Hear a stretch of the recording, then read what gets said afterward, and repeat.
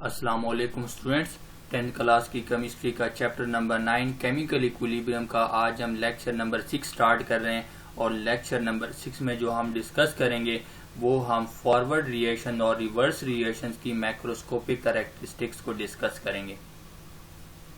हम ये देखेंगे कि ये मैक्रोस्कोपिक कैरेक्टरिस्टिक्स कौन सी कैरेक्टरिस्टिक्स होती हैं। मैक्रोस्कोपिक कैरेक्टरिस्टिक्स वो कैरेक्टरिस्टिक्स है जिसको आप इजीली ऑब्जर्व कर सके, आपको उसको ऑब्जर्व करने में, आपको उसका मुशाहिदा करने में कोई दिक्कत नहीं हो रही, कोई तकलीफ नहीं हो रही, कोई मुश्किलात पेश नहीं आ रही। तो ऐसी कैरेक्टरिस्टिक जिसको आप आसानी से देख सकें, आसानी से नोट कर सकें, आसानी से ऑब्जर्व कर सकें, तो ऐसी कैरेक्टरिस्टिक्स को हम मैक्रोस्कोपिक कैरेक्टरिस्टिक्स कहेंगे। अगर हम माइक्रोस्कोपिक की बात करें तो माइक्रोस्कोपिक कैरेक्टरिस्टिक्स वो कैरेक्टरिस्टिक्स होगी जब हम बहुत ही एटॉमिक लेवल पे या मॉलिक्यूलर लेवल पे जाके उसको डिस्कस कर रहे हैं, उसको देख रहे होते हैं कि ये हो क्या रहा है। और मॉलिक्यूलर लेवल पे, एटॉमिक लेवल पे हम इसको बगैर किसी इंस्ट्रूमेंट के यूज किए हुए हम उसको नहीं नोट कर सकते, नहीं देख सकते, तो हमें वहां पे इंस्ट्रूमेंट्स वगैरह की हेल्प लेनी पड़ती है। लेकिन मैक्रोस्कोपिक कैरेक्टरिस्टिक्स में हमें इस तरह की कोई हेल्प लेने की जरूरत नहीं है, हम अपने 5 सेंसेस के जरिए इसको इजीली ऑब्जर्व कर सकते हैं। अब फॉरवर्ड रिएक्शन और रिवर्स रिएक्शंस की हमने मैक्रोस्कोपिक कैरेक्टरिस्टिक्स की बात करनी है। तो फॉरवर्ड रिएक्शन और रिवर्स रिएक्शन किन रिएक्शन में पाए जाते हैं, हमने शुरू वाले लेक्चर में 2 रिएक्शन पढ़े थे। एक को हमने कहा था इरिवर्सिबल रिएक्शन और दूसरे को हमने कहा था रिवर्सिबल रिएक्शन। असल में ये जो फॉरवर्ड रिएक्शन है और रिवर्स रिएक्शन, ये दोनों रिएक्शन पाए जाते हैं रिवर्सिबल रिएक्शन में। रिवर्सिबल रिएक्शन में तो हमने रिवर्सिबल रिएक्शंस में 2 रिएक्शंस देखे हैं। एक होता है फॉरवर्ड रिएक्शन। फॉरवर्ड रिएक्शन में रिएक्टेंट्स कन्वर्ट होकर प्रोडक्ट्स बनाते हैं और रिवर्स रिएक्शन में प्रोडक्ट्स वापस जाकर रिएक्टेंट्स बनाते हैं। तो ये खूबी होती है रिवर्सिबल रिएक्शंस की। तो रिवर्सिबल रिएक्शन में ये 2 रिएक्शन पाए जाते हैं। तो ये जो चैप्टर हमारा है वो रिवर्सिबल रिएक्शंस के बारे में ही है, केमिकल इक्विलिब्रियम के बारे में ही है। अब इसी रिवर्सिबल रिएक्शंस के हमने 2 टुकड़े कर दिए, फॉरवर्ड रिएक्शंस को अलग देखेंगे और रिवर्स रिएक्शंस को अलग देखेंगे, और इनकी जो मैक्रोस्कोपिक कैरेक्टरिस्टिक्स है उसको हम कंपेयर करेंगे। अब यहाँ पे मैं एक लाइन लगा देता हूँ, बीच में एक लाइन हम लगा देते हैं, उससे फिर हम फॉरवर्ड रिएक्शन और रिवर्स रिएक्शंस को देख लेते हैं। मैं इस तरफ लिख देता हूँ फॉरवर्ड रिएक्शन, ये फॉरवर्ड रिएक्शन, और यहां पे मैं लिख देता हूं रिवर्स रिएक्शन। रिवर्स रिएक्शन और ये है फॉरवर्ड रिएक्शन। हम इस फॉरवर्ड रिएक्शन को और रिवर्स रिएक्शन को समझने के लिए हम हाइड्रोजन और आयोडीन की इक्विलिब्रियम वाली एग्जांपल ही ले लेते हैं, उसको हम देख लेते हैं। आप लोगों को पता है कि हाइड्रोजन और आयोडीन जब मिलते हैं तो ये बनाते हैं हाइड्रोजन आयोडाइड, और ये रिएक्शन रिवर्सिबल होता है जिसको हमने डबल एरो से रिप्रेजेंट किया, और हम हीट देते हैं तब जाके ये हाइड्रोजन आयोडाइड में कन्वर्ट होगा। अब इस फॉरवर्ड रिएक्शन में हमने देखना है कि फॉरवर्ड रिएक्शन कौन सा होता है। फॉरवर्ड रिएक्शन में पहला पॉइंट हमारे पास ये है कि ये वो रिएक्शन है जो कि रिएक्टेंट्स इसमें कन्वर्ट होते हैं, किसमें, प्रोडक्ट्स में। ऐसे रिएक्शंस को हम फॉरवर्ड रिएक्शंस कहते हैं। अब अगर आप ऊपर वाले हाइड्रोजन और आयोडीन वाले में देखें तो हाइड्रोजन और प्लस आयोडीन ये दोनों क्या है, रिएक्टेंट्स हैं, और ये कन्वर्ट होकर प्रोडक्ट्स बनाते हैं। तो फॉरवर्ड रिएक्शन किस रिएक्शन को कहेंगे, वो रिएक्शन जिसमें रिएक्टेंट्स प्रोडक्ट्स में कन्वर्ट हो। हाइड्रोजन और आयोडीन हाइड्रोजन आयोडाइड में कन्वर्ट हो गए। अब अगर हम रिवर्स रिएक्शंस को देख लेते हैं तो रिवर्स रिएक्शन इसके अपोजिट है। रिवर्स रिएक्शन में क्या होता है, प्रोडक्ट्स कन्वर्ट होते हैं। मैं रिएक्शन को समझाने के लिए इसको इस डायरेक्शन में लिख देता हूँ। प्रोडक्ट्स कन्वर्ट होते हैं वापस रिएक्टेंट्स में। इसमें जो प्रोडक्ट्स होंगे वो वापस किस में कन्वर्ट होते जाएंगे, रिएक्टेंट्स में। तो रिवर्स रिएक्शन वो रिएक्शन है जिसमें प्रोडक्ट्स दोबारा रिएक्टेंट्स में कन्वर्ट करना शुरू कर देते हैं। और अगर आप इसमें एग्जाम्पल देख लें तो ये आपके पास क्या प्रोडक्ट्स हैं। ये हाइड्रोजन आयोडाइड दोबारा वापस जाकर इस हाइड्रोजन और आयोडीन में कन्वर्ट करना शुरू कर देते हैं। ठीक है, तो ये हमारे पास कौन सा रिएक्शन हुआ, रिवर्स रिएक्शन। अब पॉइंट नंबर 2 को हम देख लेते हैं कि पॉइंट नंबर 2 में क्या है। पॉइंट नंबर 2 में अगर आप देखें फॉरवर्ड रिएक्शन, तो ये किस डायरेक्शन से होता है, ये लेफ्ट से, ये लेफ्ट है और ये क्या है, राइट।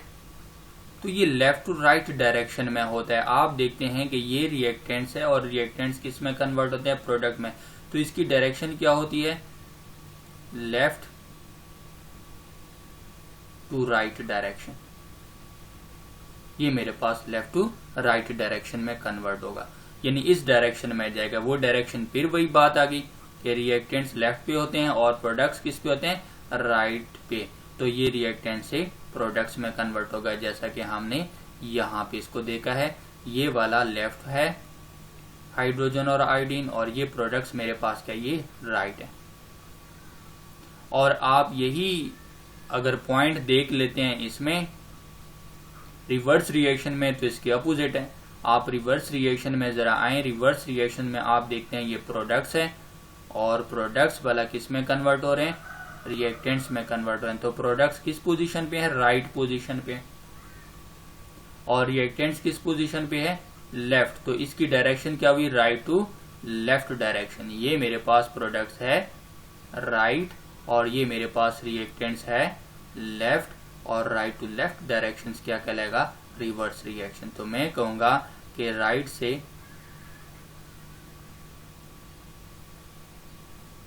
लेफ्ट डायरेक्शंस की तरफ जो रिएक्शंस होते हैं हम उसको क्या कहेंगे, रिवर्स रिएक्शंस कहेंगे। और इसमें होता क्या है कि जो प्रोडक्ट्स होते हैं वो दोबारा वापस किस में कन्वर्ट करना शुरू कर देते हैं, रिएक्टेंट्स में। अब अगर हम नेक्स्ट पॉइंट नंबर 3 को डिस्कस करें, तो पॉइंट नंबर 3 में क्या बताया गया, पॉइंट नंबर 3 में ये बताया गया कि जो फॉरवर्ड रिएक्शन है इनिशियली ये बहुत ज्यादा फास्ट होते हैं। इनिशियली ये वेरी फास्ट रिएक्शन होते हैं, शुरू में ये बहुत ज्यादा फास्ट रिएक्शन होते हैं। वजह क्या है, क्योंकि शुरू में जब आपने रिएक्शन को स्टार्ट करवाया, रिएक्शन में रिएक्टेंट्स ले लिए, तो शुरू में तो रिएक्टेंट्स मैक्सिमम है, प्रोडक्ट 0 है, तो रिएक्टेंट्स मैक्सिमम है। यहां पे मैं लिख देता हूं रिएक्टेंट्स मेरे पास क्या है, ये मैक्सिमम है, इनकी कंसंट्रेशन बहुत ज्यादा होती है, और प्रोडक्ट्स क्या होते हैं, 0। ये तो बने नहीं होते। इस वजह से जितनी ज्यादा कंसंट्रेशन रिएक्टेंट्स की होगी वो उतने ही तेजी से इनके प्रोडक्ट्स में कन्वर्ट होने की चांसेस उतनी ही ज्यादा होगी। यानी रिएक्टेंट्स की कंसंट्रेशन जितनी ज्यादा होगी, इनमें कोलिजन उतनी ज्यादा होगी, टकराव ज्यादा होगी, इनके टकराने के चांसेस ज्यादा होंगे। जितने ज्यादा टकराने के चांसेस होंगे वो उतने ही आसानी से प्रोडक्ट्स में तेजी से कन्वर्ट होते जाएंगे। इस वजह से शुरू में जो फॉरवर्ड रिएक्शन होता है वो बहुत ज्यादा फास्ट होता है। ये किस डायरेक्शन में जाएगा, प्रोडक्ट्स की तरफ जाएगा। तो शुरू में रिएक्टेंट मैक्सिमम है और प्रोडक्ट 0 है, तो फॉरवर्ड रिएक्शन इसलिए शुरू में बहुत ज्यादा फास्ट होता है due to maximum concentration of reactants. और अगर आप नेक्स्ट देख लेते हैं रिवर्स रिएक्शंस को देख लेते हैं, तो रिवर्स रिएक्शन में भी हम पॉइंट नंबर 3 को डिस्कस करते हैं। पॉइंट नंबर 3 में हम देखते हैं रिवर्स रिएक्शंस। तो रिवर्स रिएक्शन शुरू में क्या होते हैं, इनिशियली ये नेग्लिजिबल होते हैं, शुरू में ये नेग्लिजिबल होते हैं। नेग्लिजिबल का मतलब ये रिएक्शन शुरू में हो ही नहीं रहा, ये रिएक्शन 0 है, इसकी रफ्तार 0 है, ये हो ही नहीं रहा। क्यों नहीं हो रहा, क्योंकि मैंने अभी बताया है कि ये रिएक्शन किस डायरेक्शन में जाता है, प्रोडक्ट टू रिएक्टेंट जाता है। लेकिन अगर आप रिएक्शंस को देखें, जब आपने रिएक्टेंट्स ले लिए तो शुरू में रिएक्टेंट्स मैक्सिमम है, शुरू में रिएक्टेंट्स मैक्सिमम है, और ये कन्वर्ट होते हैं किसमें, प्रोडक्ट्स में।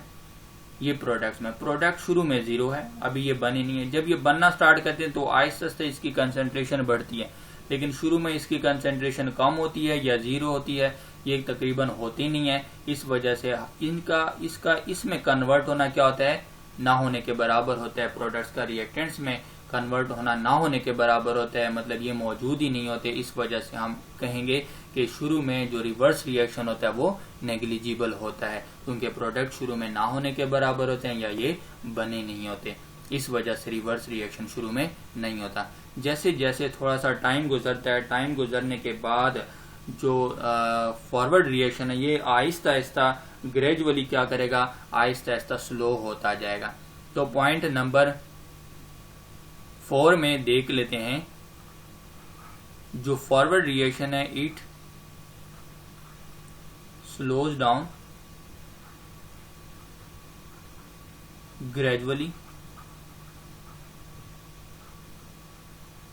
With the passage of time. वक्त गुजरने के साथ साथ ये वाला रिएक्शन आहिस्ता आहिस्ता स्लो होता जाएगा with the passage of time. वक्त गुजरने के साथ ये रिएक्शन आहिस्ता आहिस्ता स्लो होता जाएगा forward reaction. Forward reaction Aahista Aahista slow क्यों हो रहा है? वजह यह है क्योंकि शुरू में जब आपने रिएक्टेंट्स लिए थे वो बहुत ज्यादा थे, वो रिएक्ट करके प्रोडक्ट्स बना रहे थे। आहिस्ता आहिस्ता रिएक्टेंट्स की कंसंट्रेशन क्या होना शुरू हो गई, डिक्रीज होना शुरू हो गई। जैसे जैसे रिएक्टेंट्स की कंसंट्रेशन डिक्रीज होना शुरू हो जाएगी तो उसकी रफ्तार भी प्रोडक्ट्स की तरफ जाने में कम हो जाएगी। ये बहुत कम रफ्तार से प्रोडक्ट्स में कन्वर्ट करना शुरू कर देंगे। अब ये जो रिएक्टेंट्स मेरे पास प्रोडक्ट्स में कन्वर्ट होंगे, रिएक्टेंट्स की कंसंट्रेशन ज्यादा होगी तो टकराव ज्यादा होगी, कोलिजन ज्यादा होगी, उनमें तेजी से प्रोडक्ट्स में कन्वर्ट होंगे। जैसे टाइम गुजरने लगा तो टाइम के गुजरने की वजह से बहुत से रिएक्टेंट्स रिएक्ट करके प्रोडक्ट्स में चले गए, तो रिएक्टेंट वाले साइड पे कंसंट्रेशन कम हो गई। जब रिएक्टेंट्स वाले साइड पे कंसंट्रेशन कम हो गई तो फिर इन्हीं रिएक्टेंट्स का इस प्रोडक्ट में जाना क्या हो जाएगा, वहां से रफ्तार कम हो जाएगी। इस वजह से हम कहेंगे कि ये रिएक्शन आहिस्ता आहिस्ता डिक्रीज होता जाएगा। इसकी जो रफ्तार है वो आहिस्ता आहिस्ता डिक्रीज होती जाएगी, कम होती जाएगी। और अगर आप यही पॉइंट डिस्कस करें इसमें रिवर्स रिएक्शन में देख लेते हैं पॉइंट नंबर 4 को, तो पॉइंट नंबर 4 में हम रिवर्स रिएक्शन में देखते हैं इसके अपोजिट है, it speeds up gradually with the passage of time. It speeds up gradually with the passage of time. जैसे जैसे वक्त गुजर रहा है इसकी रफ्तार आहिस्ता आहिस्ता बढ़ेगी विद द पैसेज ऑफ। क्यों बढ़ेगी? वक्त गुजरने के साथ साथ इसकी रफ्तार आहिस्ता आहिस्ता क्यों बढ़ेगी? क्योंकि शुरू में जब ये नेग्लिजिबल था तब नेग्लिजिबल इसलिए था क्योंकि अब प्रोडक्ट्स बने नहीं थे। जैसे जैसे प्रोडक्ट्स बनना शुरू हो गए तो इसके अंदर प्रोडक्ट्स की कंसंट्रेशन बढ़ना शुरू हो गई। ये जो प्रोडक्ट्स है इसकी कंसंट्रेशन आहिस्ता आहिस्ता जैसे जैसे टाइम गुजर रहा है ये कंसंट्रेशन इंक्रीज होना शुरू हो गई। इसकी कंसंट्रेशन बढ़ रही है और रिवर्स और फॉरवर्ड रिएक्शन में रिएक्टेंट्स की कंसंट्रेशन डिक्रीज हो रही है। तो जिसकी कंसंट्रेशन बढ़ेगी वो उसी तरफ से दूसरे में जाके कन्वर्ट करना तेजी से शुरू कर देगा। प्रोडक्ट की कंसंट्रेशन इंक्रीज हो रही है तो प्रोडक्ट्स वाले साइड पे प्रोडक्ट्स के टकराने के चांसेस बढ़ जाएंगे और यही प्रोडक्ट्स तेजी से रिएक्टेंट्स में कन्वर्ट करना शुरू कर देंगे। जैसे जैसे टाइम गुजरेगा प्रोडक्ट्स बढ़ रहे हैं, इनका बनना तेजी से हो रहा है, तो ये जिस तरह बनेंगे, जिस तरह इनकी कंसंट्रेशन बनेगी, ये उतनी ही तेजी से जाके रिएक्टेंट्स वाले साइड पे जाना शुरू कर देंगे। इस वजह से जो रिवर्स रिएक्शन है ये आहिस्ता आहिस्ता स्पीड अप होता है और जो फॉरवर्ड रिएक्शन है ये आहिस्ता आहिस्ता स्लोज डाउन होता है जैसे जैसे वक्त गुजरेगा। शुरू में फॉरवर्ड रिएक्शन बहुत स्पीड अप होता है, फास्ट होता है, तब रिएक्टेंट की कंसंट्रेशन ज्यादा होती है, और जो रिवर्स रिएक्शन होता है वो शुरू में नेग्लिजिबल होता है, तब प्रोडक्ट की कंसंट्रेशन कम होती है।